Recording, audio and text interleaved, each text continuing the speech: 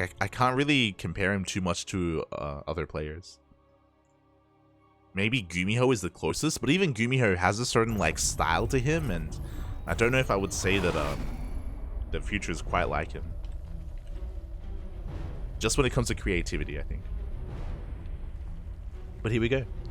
We are diving into our next series, into our first semifinals of the Korean Starcraft League, week number 21. And spawning in the top left-hand corner of Dragon Scales, we have the South Korean Zerg player going for the 15 hatch once again, but it makes more sense in this matchup. Representing Mystery Gaming, it is RagnaroK.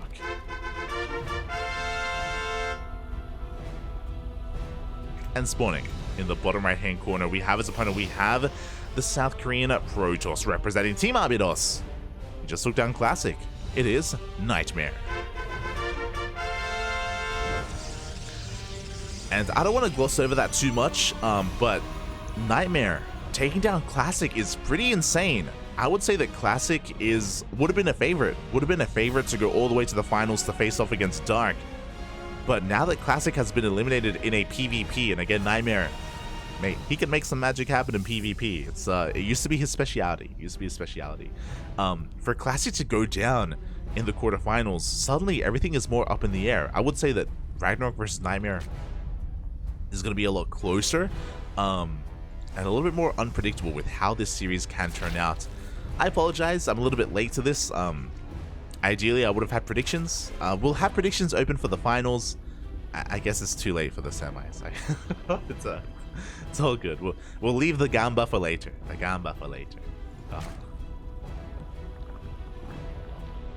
This would have been a good one for it, though. It's just we're already 2 minutes in. You know what? Hold on.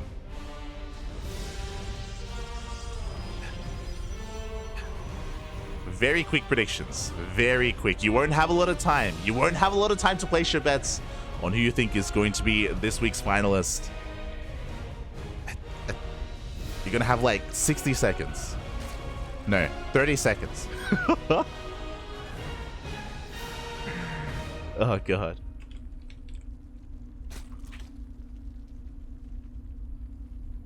All right. Place your bets in the chat. 30 seconds from hearing this message. Who do you think is going to be this week's finalist? Is it going to be NightMare or RagnaroK? It's up to you. Up to you to decide. Ooh, as it's going to be a Stargate opener out of NightMare, so very standard stuff out of our Korean Protoss. Now again, I talk about this all the time, but NightMare, he is a very aggressive Protoss player. He typically thrives in the mid game. As I say that, these past couple of weeks, we have been seeing a lot of late game. We have been seeing a lot of sky toss out of NightMare. What I will say though, to preface that, is that NightMare, he's usually forced to go into sky toss. It's not something that he wants to do. It's something that, like, depending on the game state, like if he loses a lot of momentum, if he loses a lot of his aggressive potential, that he will back off, he will turtle up back at home. Meanwhile, RagnaroK going for a very fast lair. Oh my God. 2-base lair coming out from RagnaroK. I'm feeling a Lin Queen Nidus all in, but we'll see. I'm only saying that because we haven't seen any additional gases, but no, 2 more gases are taken. This is too much gas for a Lin Queen Nidus. This is for tech. Are we gonna go 2-base Muta? No shot. All 4 gases are being taken. This is either 2-base Muta or 2-base Hydra. Maybe 2-base Swarm Host. But again, very gas intensive here from RagnaroK. Oracle doesn't quite make it in. Hasn't seen too much yet. What's it gonna be? Which one, Papi? Which one? Oh, God. And there it is. We're going for some Miyamika play. It is going to be 2-base Hydra coming out from RagnaroK. You love to see it. 3rd base is being taken. Oracles are going to try and get a scout off. They do confirm how late the 3rd base is. Now, at least NightMare, he can rule out a 2-base all-in for the most part. He's being very active with these Oracles. He's trying to figure out what is going on. So far, RagnaroK doing a great job at keeping up with the rotations. We see a revelation. We do get eyes on the lair. And there's going to be a lot going through NightMare's mind. So he sees the fast lair. He saw the additional gases at the natural. He hasn't seen the Hydra Den. But in his mind, it's either Hydras or Mutas. And he throws down additional gateways. We are transitioning. No Forge, only a Twilight Council. So it looks like NightMare, he's more concerned with making units here and now, less so like building them up towards a later game.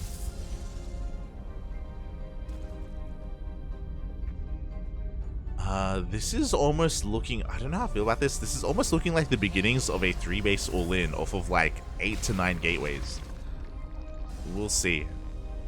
We'll see if a Forge gets thrown down. Just waiting for that Forge, waiting for even the Robotic Spay.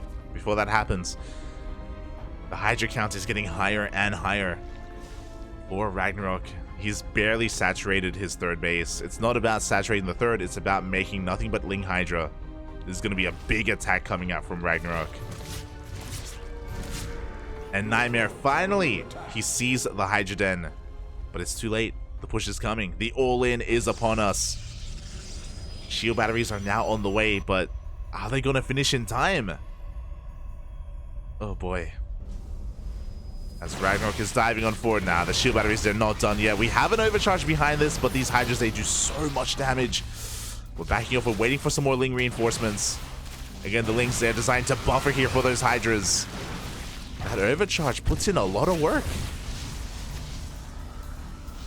Overcharge is the MVP. The second shield battery finishes up just in time. RagnaroK gets pushed back.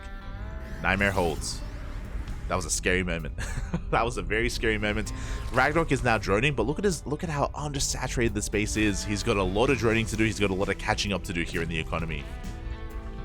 Gases are being taken. Lurker Den is on the way. Lair Tech Lunkers, Poppy. Let's go. Lair Tech Lurkers. I mean, I think this is a wise choice just because what else does RagnaroK have? Like, what else can he work with? He has a bad economy. He lost a lot of his army. The only advantage that he has is the fast Hydra Den. So going for a fast Lurker Den makes sense. If he gets enough Lurkers out, he should be safe enough to expand and go into a longer game. Here we go. 7 Lurkers are in production. Now the question becomes, is RagnaroK going to make these Lurkers to be defensive and drone, or to go all in? And we can see that he's pushing out. He's not droning. He's not droning at all. He wants to hit a Lair Tech Lurker timing. Big revelation on the main army. Have the Lurkers been spotted? Now they have been. Another revelation does get thrown down. We do see the Stalkers coming in from behind. 2 Lurkers go down. Oh, killing these Oracles is huge, actually. We need them for the revelations. There we go. Another Lurker goes down. A big stasis traps go off on the Lings. And RagnaroK, these Lurkers are looking very exposed. They're going down one after the other. Oof. Every Lurker goes down. Stasis trap is about to run out, but we have another. We still have an overcharge as well. NightMare defending so well. Takes down even more of the Lurkers. Good force fields. The Lings, they just cannot engage. They're getting into the mineral line. But we're running out of steam. We're running out of Lurkers. There's 3 left. There are 3 left. We're waiting for another warp in. The Lurkers are getting into the mineral line. Probes are going down. At the same time, we do have an adept counterattack. Oh my god. RagnaroK losing a lot of probes back at home.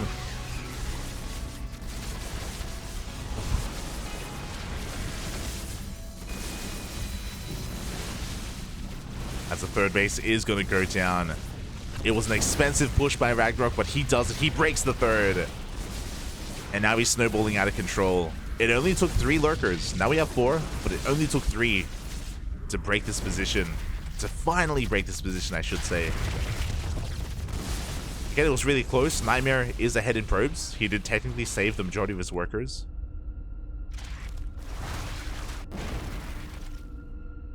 NightMare, he wants to hunt down these Lurkers. He's going to get them. Oh, he should get at least 1. Oh, not quite.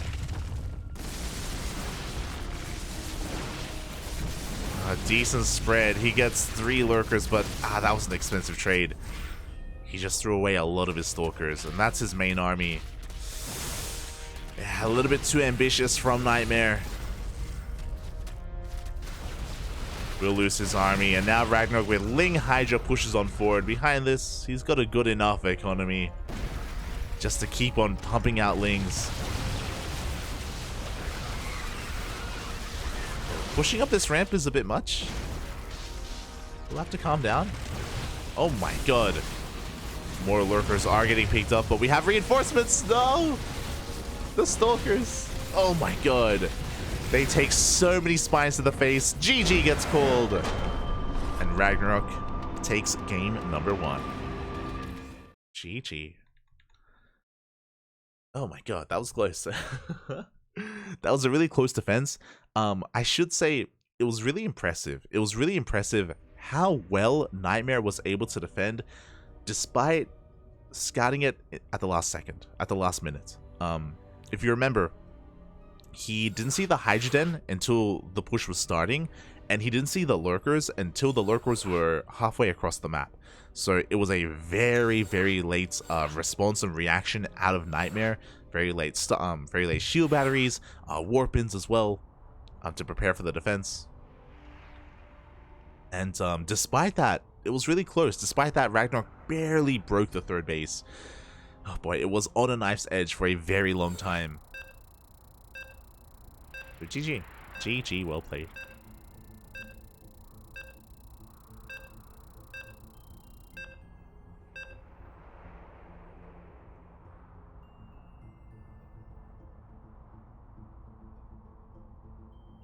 "60 seconds is all I need. Just ask my ex." Oh, you're an animal.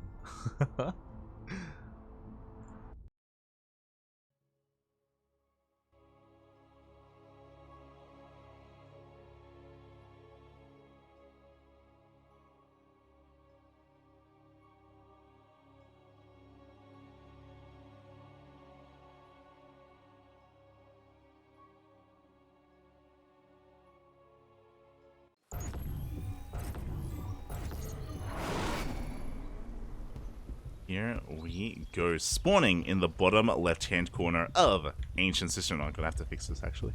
God damn it. Every time. Every time. There we go. Spawning in the bottom left-hand corner of Ancient Cistern, we have the South Korean Zerg player going for a 12 pool. Oh my god.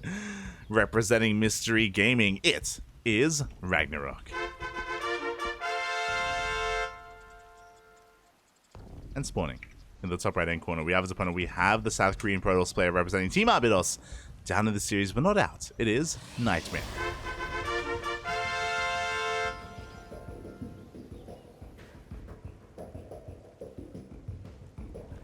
Here we go.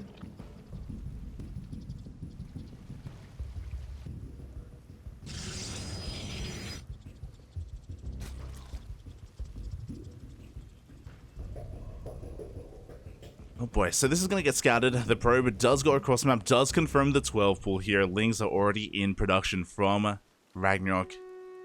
Does have a drone on the way as well, looking to try and block the wall. But it looks like the wall, I mean, NightMare, he's ready for it. Does wall off in time with 2 gateways.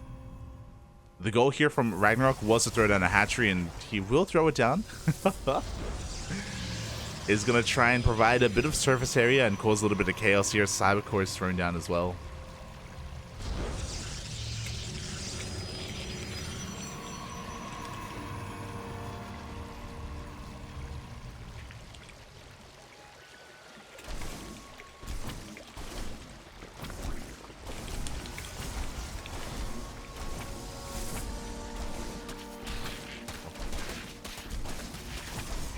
As the gateway is under threat, the Zealots in a decent position here, just chipping away at the hatchery, but Lings have arrived.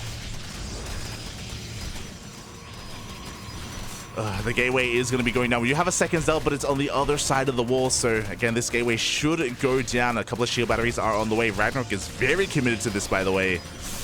I believe an Adept should barely make it out.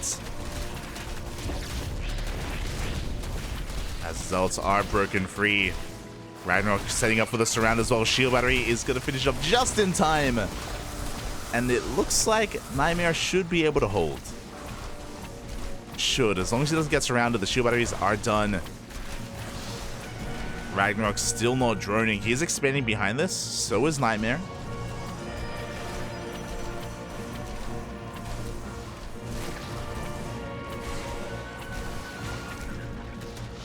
Hatchery does go down and...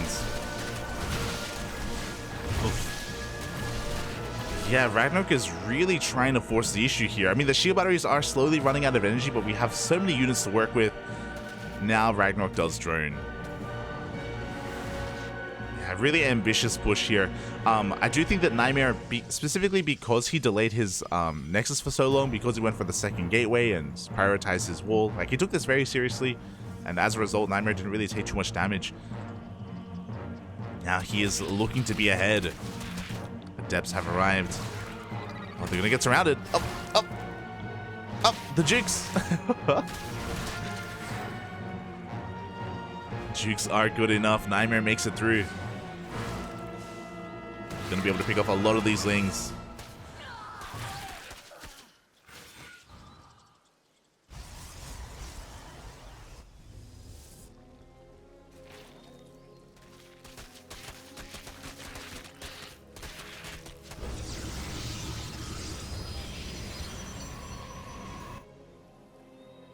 And behind this NightMare, he is looking to be quite aggressive. No Stargate. It is going to be a Twilight Council opener.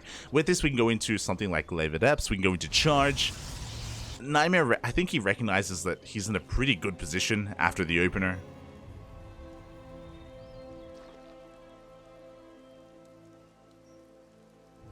Yeah, and there we go. Glaives are on the way. This is designed to snowball out of control.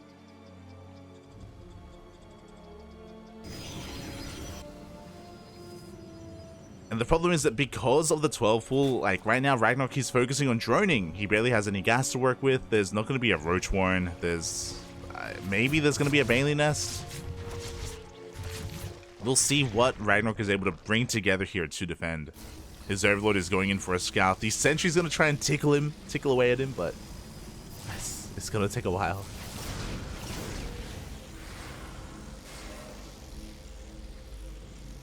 The Overlord dives into the main and should get confirmation of the Twilight Council opener. But like, what can we do? Like, how do we set up for this? We now have a we have a Roach Warren on the way. We're gonna try and squeeze out as many roaches as we can. Gases are being taken.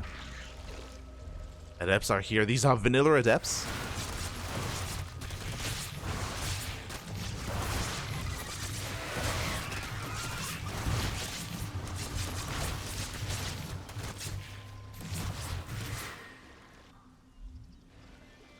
So far, they are being dealt with. Prism is arriving, though. Can RagnaroK stop this before it really gets going? Behind this, we're doubling down. We didn't pull out of gas. We are continuing to mine gas, and we're transitioning into a Robotic Spay, into Disruptors. Or Colossus. One or the other. They both work.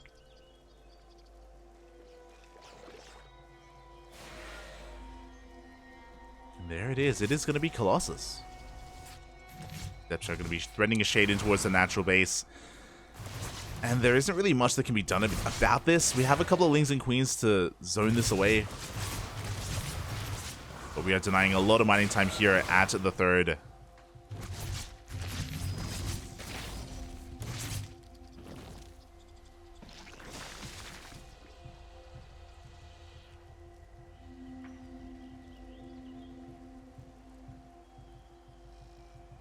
And RagnaroK, he's holding in a way. Like he's averting disaster. He isn't losing too much, sure, but the adept count is just getting higher at this point. And we're just threatening these shades, threatening these dives, picking up whatever we can. And NightMare is expanding behind this. He is transitioning. He's not all in by any means. He's just trying to force a big reaction out of RagnaroK. While he takes a third, works on Disruptors, on Colossi. Oh my god, his first Colossus actually moves out. I assumed he was going to be defensive with it back at home to defend against a run-by, but no. He's being proactive. Uh-oh. The Prism does take a lot of hits. No! The Prism goes down. NightMare, he overextends. He loses his Colossus for nothing. Oh, no. And suddenly, the advantage that NightMare had for himself, the tech advantage, it's not really there anymore. I mean, he still has disruptors, don't get me wrong, but that was... Oof. Oh. That was a massive blunder there for NightMare. And with that, RagnaroK, he's working on a Spire, he's working on a 4th base, he's getting his 3rd base up and running, fully saturated. Like, he was in a lot of trouble.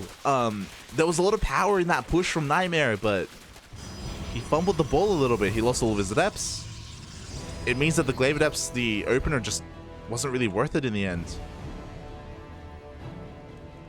Oh boy. Stargate's on the way. We know what that means. I mentioned this earlier in game 1, how we have seen Skytoss out of NightMare, but usually he's forced into it.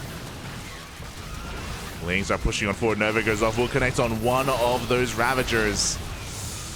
Lings are doing quite... Oh god! Lings are doing quite a lot here, forcing a big reaction. NightMare is holding. Does have the overcharge. I feel like RagnaroK is overextending a little bit here. Oof. As he's going to be bleeding out a lot of Lings.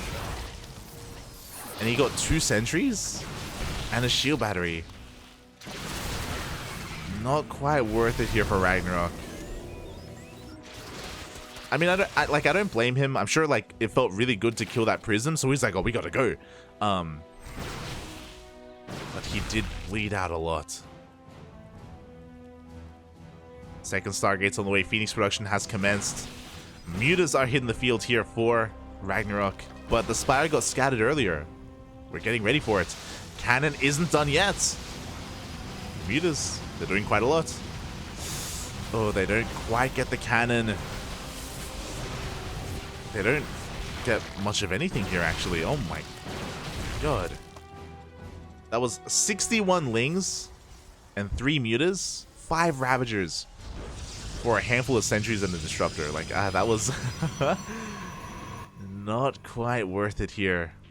NightMare trading so much better.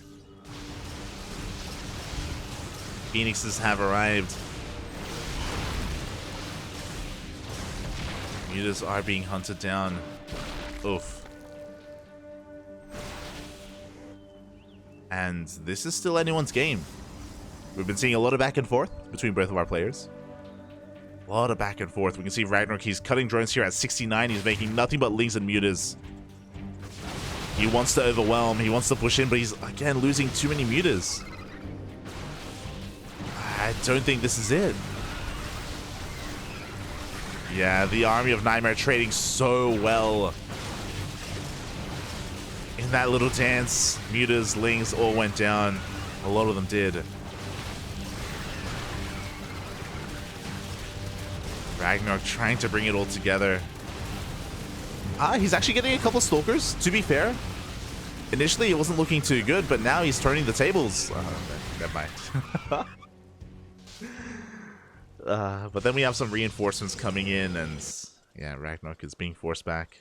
We see him transitioning. He's going into Hydras. He's getting out of Mutas into Hydra production.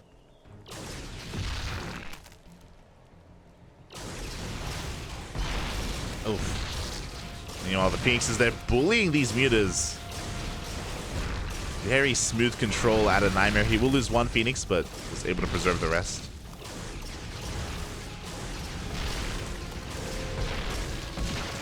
Every single Muta goes down.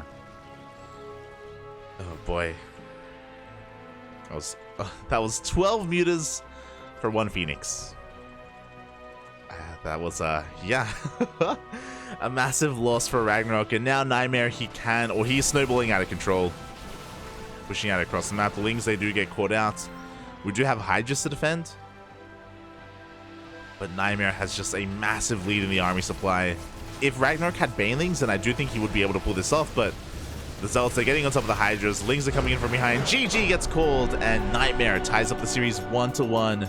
We're going to the ace match. Going to game number 3.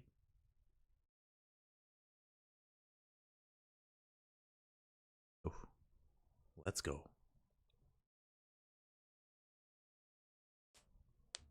Oof. We're going the distance.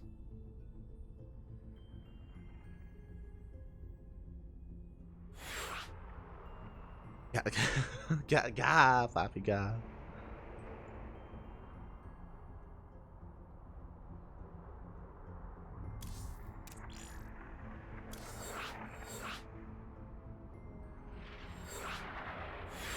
Thank God. Did make it in. Is this live? Yes, this is live. KSL, currently live. Juking like this is Dota? Wait, Dota? What do you mean? Starcraft came first. Shaking my head.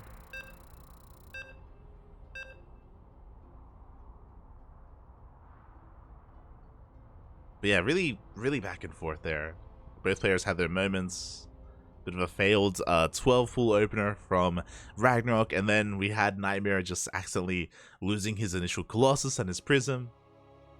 The Mutas had potential. The Mutas did have potential, but we saw that they really did hurt RagnaroK more than anything.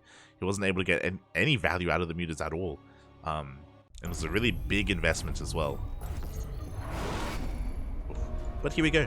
Now we're getting into game number 3 and spawning in the bottom left-hand corner. God, they changed colors. Yeah. There we go. In the bottom left-hand corner of Royal Blood, we have the South Korean Zerg player representing Mystery Gaming going for the 15 hatch. It is RagnaroK.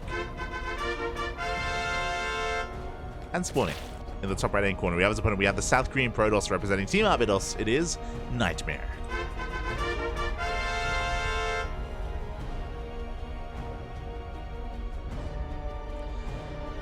Those wondering, the 15 hatch is designed to counteract this. It means that you can get your natural base up and running, and you don't get blocked, you don't get denied, you don't get forced into taking one of these other fringe bases instead. So RagnaroK is going to have a much more secure base layout. Just, you know, some later drones, unfortunately, does impact his economy quite a bit. But again, just going for a 15. Love to see it. Shout out to Eric, the CranKy Duckling himself. He actually popularized this build. He made it up himself, and yeah, really cool to see that after he got a little bit of notoriety with it, it kind of spread throughout the pro scene, and a lot of players have been incorporating it. It's really cool. Really cool to see.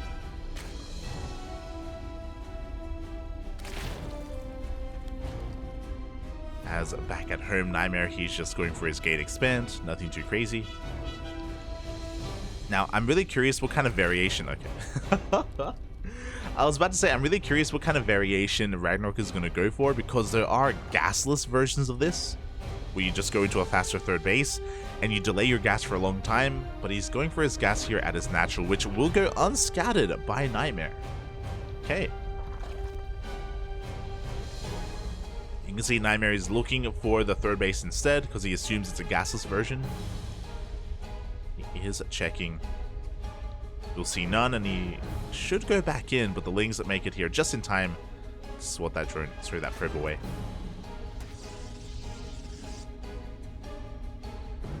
And back at home, NightMare is going for a Star Gate opener. So standard stuff. A standard opener here from NightMare. Should be heading towards Oracles. We have seen NightMare in the past go for a Void Ray first. And the reasoning behind going for a Void Ray first is that you shut down the Overlords a little bit faster, you keep the Zerg player in the dark, and then you can do something crazy behind it, like go into a fast Twilight Council, go into something like Glaive Adepts, or maybe you can go for a big 3-base all-in with Blink Stalkers. Again, it just relies a little more on denying vision. But with the rally, this should be an Oracle. There we go. It is going to be an Oracle first. Standard. Oracle first out of NightMare. Meanwhile, RagnaroK once again going for a very fast lair. Skipping link speed. That was what the gas was for earlier. That was a 3 minutes 15-ish lair timing. Additional gases are being taken. Roach Warren is on the way. Interesting. This is actually looking like what we saw against Future. This is looking like potentially a Roach Queen all-in. I'm curious. So we should be working on Roach speed. We'll see if he gets Overlord speed as well. We do have a good amount of queens. Overlord speed would indicate Dropper Lords. But now the Adepts are going to be threatening the natural base. Third base of RagnaroK, very delayed. And meanwhile, the Oracle dives into the main base. 3, 4 drones go down. The lair has been scouted. Lair has been spotted. There's that roach speed on the way. Oh, Adepts are shading in between the bases as well. This time, RagnaroK is in position. It's going to be able to clean them up.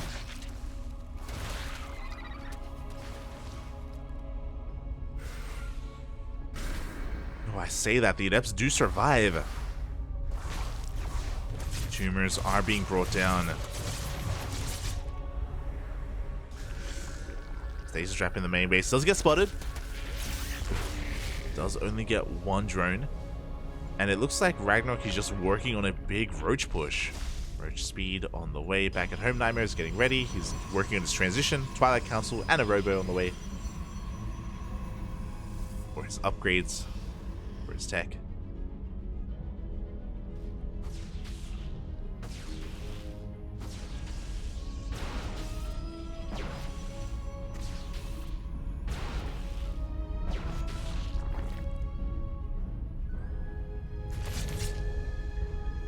And yeah, RagnaroK, he's just sending everything he has. He's cutting workers really early on at 41, just sending mass roach across the map. Is this gonna work out? We already have an immortal. Yeah, we already have our first immortal.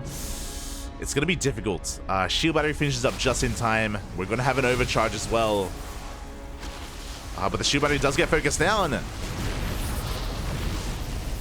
Decent pickoff.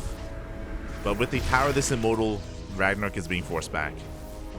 And now he has to drone. Oh, he's coming back in. He was thinking about coming back in. He's gonna bleed out a lot in the process.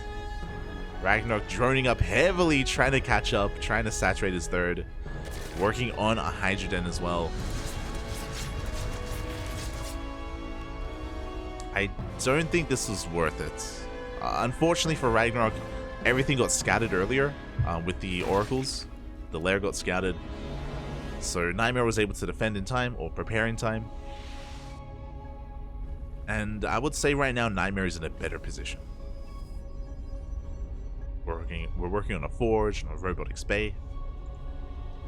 Interestingly enough, RagnaroK is actually rushing into an infestation pit. Really fast infestation pit here from RagnaroK. With this he can get into fast hive. With this he can get into fast hive tech lurkers or vipers. I imagine vipers are going to be the unit of choice.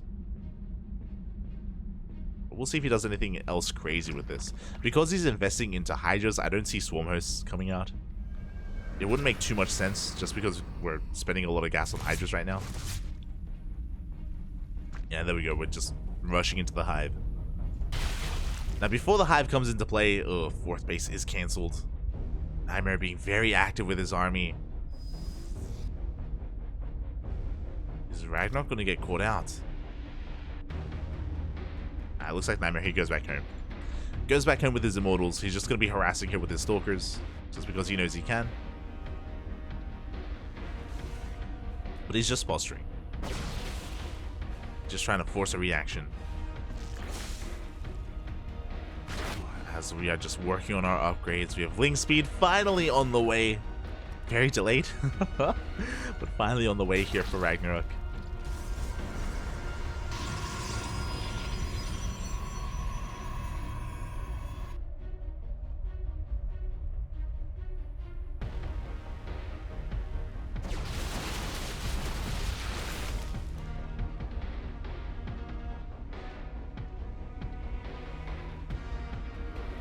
There are those Vipers. So RagnaroK, he has been able to successfully rush into Hive. With these Vipers, he's actually going to have a really solid army here to deal with these Colossi. Even though, I don't know.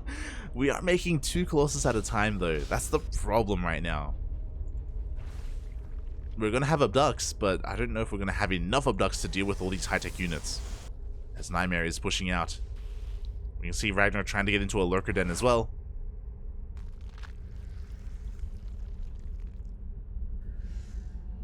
But before Lurkers hit the field, the Colossus have arrived. Just pushing on forward. The Vipers are out, but I think they need a little bit more time. Yeah, they're still gathering energy in the main. They're still gathering that energy.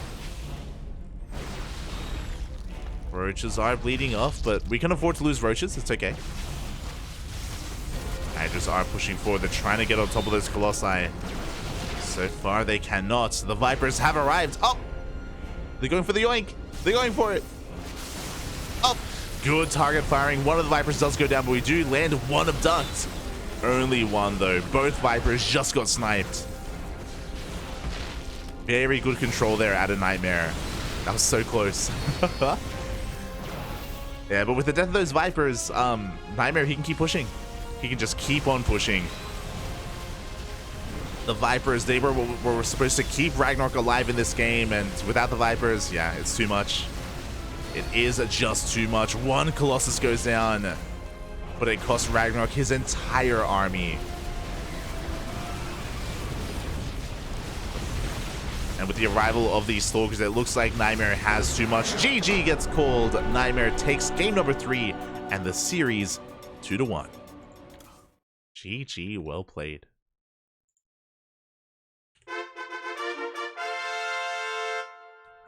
I liked the idea behind getting into really fast hive and rushing into those Vipers, but as we saw, it's not as clear-cut. It's not easy to just abduct every one of those high-tech units.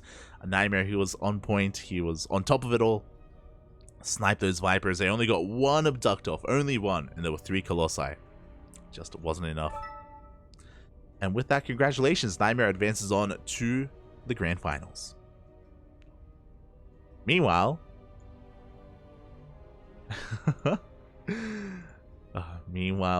shout out to all the winners as well of the predictions. Predictions are now going to get paid out. Oh, no one had faith in NightMare. Oh my god.